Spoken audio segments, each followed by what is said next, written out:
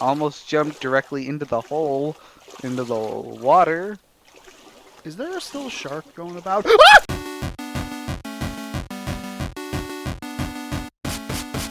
Hello everybody, I'm Ryan from the Frogman YouTube, and I'm alone now. After playing this week's game, I realized there was something calming about the vastness of the empty sea and encountering it all alone. So to try and simulate that, I've locked myself away for weeks on end, and nobody's come to call me. I should be worried about that, right? Regardless, I know exactly what I need to do to achieve that castaway look and become a cool and suave wayfinder like the ones in the game. I need to be a little more disheveled than I normally am. Buttons are undone. I need something to talk to, and that's not hard to do. And I need something to keep me hydrated. And with the coffee booster, that is the double shot of espresso, I haven't slept for days. Beginning the game, you're met with the vast expansive ocean, a small plastic hook, and a shark making loops around your meager raft. It's fine though, because most sharks don't eat humans because they hunt other animals. Hold on there, fish food. Were you gonna swim by without saying hi?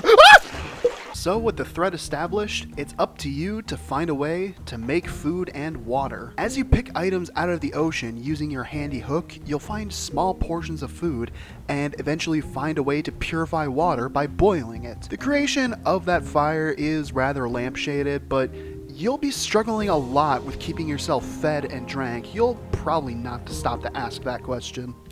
How do you drop again? Just kind of do Q. Minecraft. Just take it out, or Q. Oh, I don't want. I ate it. I'm sorry.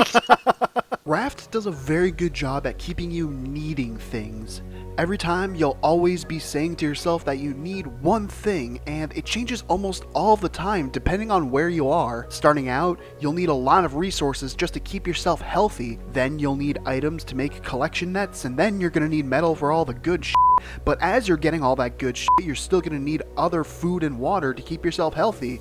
And if you plan on expanding your raft, remember that shark from earlier?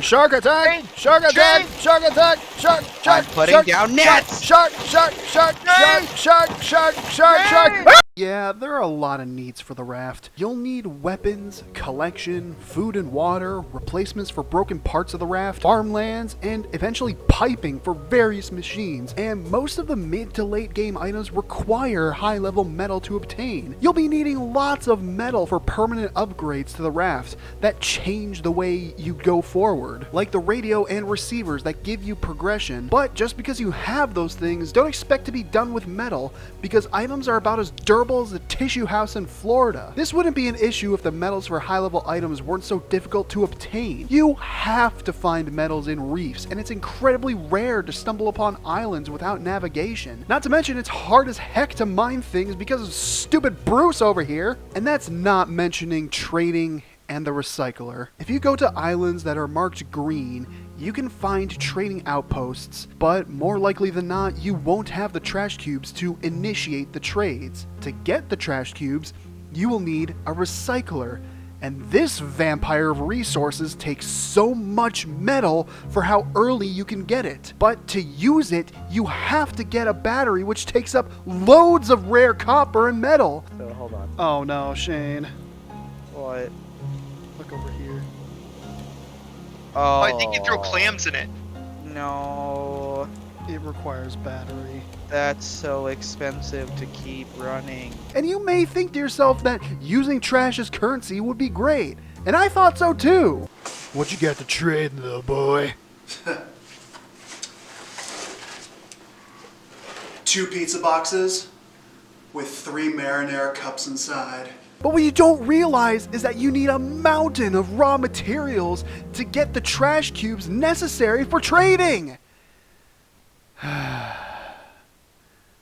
But with all that said, once you get your foot into trading, the progression is natural enough, providing you an access to a good stream of valuable resources that, at least for me, streamlines the progression through the story, as whenever I'd get blueprints for a new thing, I'd be able to quickly buy the resources necessary to make it. Maybe it was because I was playing on easy for the achievements, but the game did a very good job of utilizing the story locations with my needs at the time, offering a smooth progression as things unfolded, And before I knew it, I had a functioning raft with many engines and fuel generation running smoothly.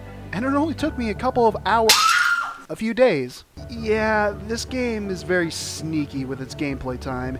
You'll fall into a rhythm of collecting resources just to add a few new things, and then wake up and find yourself cutting robots with a machete. I think the game is great, especially if you have friends, but the length of time it takes for things to happen is too long. However, I can't fault it because that's the intended experience. Not to mention, all the time in the ocean will definitely make somebody go sea mad. We all know about Cuba, but where's Squara? I hate you so much. God, I want to. God. Do potatoes need water to grow? Yeah. Damn. Fine. Damn. What? It's a plant. Yeah, but like it's potatoes are Don't dry. you dare say it's under. No, it's. We should put a water Tell me purifying you station haven't at been Prop. into potato and that thing gushes water. It does. You're a There's fool. starches and juices in it. Starches. Ugh.